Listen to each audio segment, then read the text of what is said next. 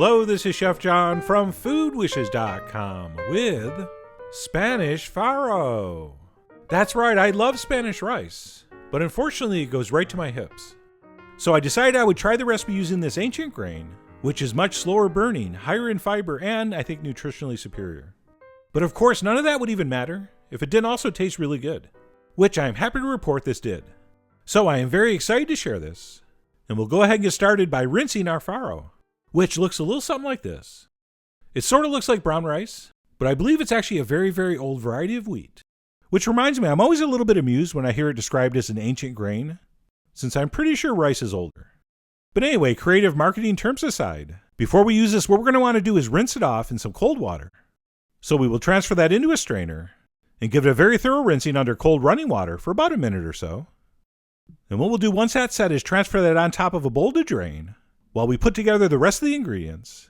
And hopefully that's going to happen in something like this. Okay, ideally we're using something that has a tight-fitting lid and is safe to use on the stove as well as in the oven. But if you don't have one of these, don't worry. In the blog post, I will explain how you can do this regardless. It's actually very easy and comes out exactly the same. And what we'll do to get this step started is melt some butter over medium heat. And once that does melt, what we'll do is transfer in a finely diced onion, as well as some kosher salt. And what we're going to want to do here is saute this for about 5 minutes or so, or until those onions soften up and start to turn translucent. And generally when we're doing this, we don't want a lot of color on the onions. So if you see them starting to get brown, maybe turn down the heat a little bit. But anyway, we're going to cook our onions in that butter until they look something like this, at which point we will introduce our spices. And the very same spices I would use for Spanish rice, which includes some ground cumin, some kind of chili powder, mine contain mostly ancho, and some ground chipotle, which as you may know is a smoked jalapeno, which is pretty spicy, and that's why we're not going to add any cayenne. I'm so sorry.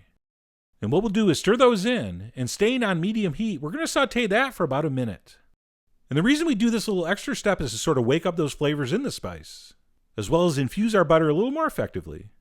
In fact, if you're ever doing a recipe for like a stew or a chili, I think you should always do this with the spices whether it's written in the recipe or not.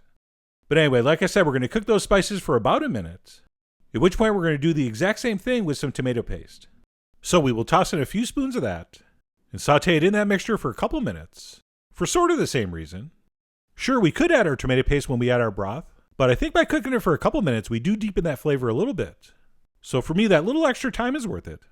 So I cook my tomato paste for a couple minutes, at which point we can toss in a pinch of dry oregano, preferably Mexican. And then at this point, we can also introduce our fully drained farro. And what we'll want to do is stir all this together and keep stirring until we are 100% confident every single grain of farro has been coated with that buttery, tomatoey, spicy, oniony mixture. So don't be in a rush, and definitely take that last instruction literally.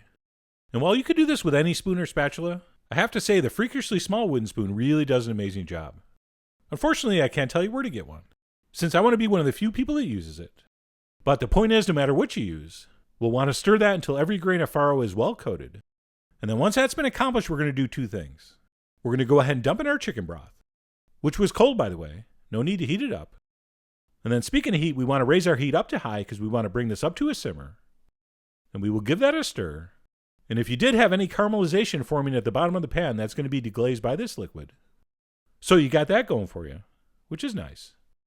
And then as soon as that mixture starts to bubble, we'll give it one last stir, at which point we can turn off the heat, pop on the lid, and carefully transfer that into the center of a 350-degree oven for about 55 minutes or so, or until that farro is cooked to our liking.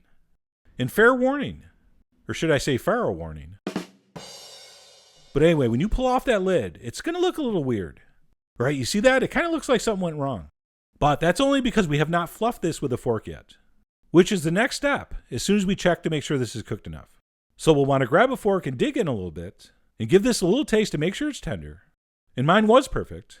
So this worked out for me, but you're definitely going to have to check, since you may want yours cooked even more tender. Or as you might have heard me say before, you are the Nero of your farro. I know, I should have come up with a fresh one, but that one's so good. Anyway, the point is, if you need to pop yours back in the oven for a few minutes, go ahead. Otherwise, it is officially ready to forkulate. So grab a fork and give it a fluff, which should make it look much more like something you would eat. At which point, assuming you're happy with the seasonings, and it doesn't need any more salt or a secret shake of cayenne, it is ready to serve. And not to pat myself on the back, but this really does taste remarkably like Spanish rice. I mean, pretty much an identical flavor profile, with the only real difference being the texture of the grain, which I would probably best describe as an extra large rice grain that's slightly firmer. Okay, almost something like an extra large brown rice, but without that nutty flavor, which I don't think would have worked as well here.